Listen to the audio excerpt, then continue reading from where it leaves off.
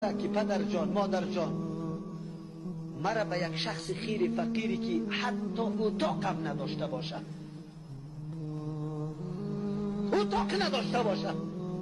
در پارک خیمه زده باشد اما با غیرت باشد متدین باشد مرا امر بکنه که روی تا برادرم نبینه به همونطور شخص بده من الحمدلله عزت دارم برای من عزتم کافی است. صحابه اینطور نبودن، نه زندگی مرفه داشتن، نه موترهای لوکس داشتن، نه بیلدینگای خیلی چندین منزل داشتن و نه وزارت ها و ریاست ها داشتن.